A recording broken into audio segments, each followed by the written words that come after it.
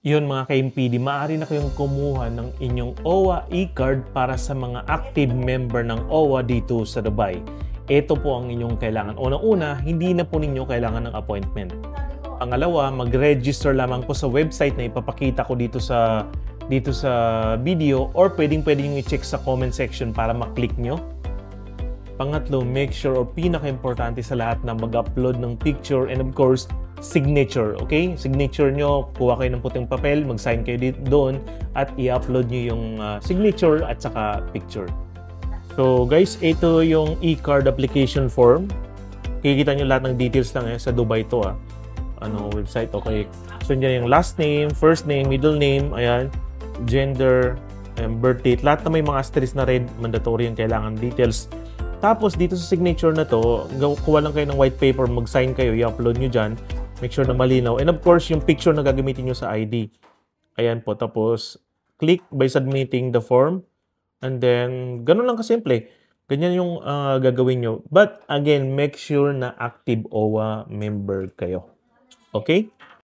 Tapos guys, once successful, makaka-receive kayo ng ganito. Success. Tapos your queue number is 764. So, nasa 764 siguro ako. So, maghihintay lang ako ng reply sa email. And next, after that, merong lalabas. Application successfully submitted. Your application has been successfully submitted. We sincerely appreciate your interest and thank you for your applying. So, ganun lang po kadali mag-apply ng OWA e-card para sa mga taga-Dubai. Again, make sure na active OWA member po kayo. And please don't forget to follow me para updated kayo palagi. Click lang yung follow. Yan, para makatulong po sa inyo. And of course, don't forget to share para sa mga kababayan natin na wala pang idea paano kumuha ng e-card dito sa Dubai. Yun mga ka-MPD, maaari na kayong kumuha ng inyong OWA e-card para sa mga active member ng OWA dito sa Dubai. Ito po ang inyong kailangan. Unang-una, hindi na po ninyo kailangan ng appointment. Pangalawa, mag-register lamang po sa website na ipapakita ko dito sa video, or pwedeng-pwede nyo i-check sa comment section para maklik nyo. Pangatlo, make sure, o pinaka-importante sa lahat, na mag-upload ng picture and of course, signature. Okay? Signature nyo, kuha kayo ng puting papel, mag-sign kayo doon, at i-upload nyo yung signature at saka picture. So guys, ito yung e-card application form. Kikita nyo lahat ng details lang sa Dubai to website. Okay. So dyan yung last name, first name, middle name, ayan, gender, birth date. Lahat na may mga asterisk na red, mandatory yung kailangan details. Tapos dito sa signature na to, kuha lang kayo ng white paper, mag-sign kayo, i-upload nyo dyan.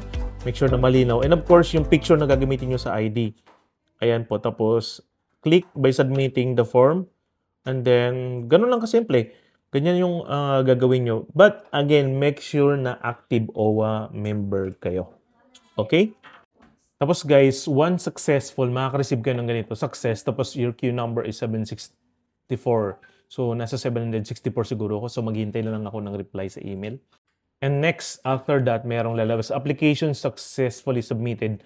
Your application has been successfully submitted. We sincerely appreciate your interest and thank you for your applying. So, ganun lang po kadali mag-apply ng OWA e-card para sa mga taga-Dubai. Again, make sure na active OWA member po kayo.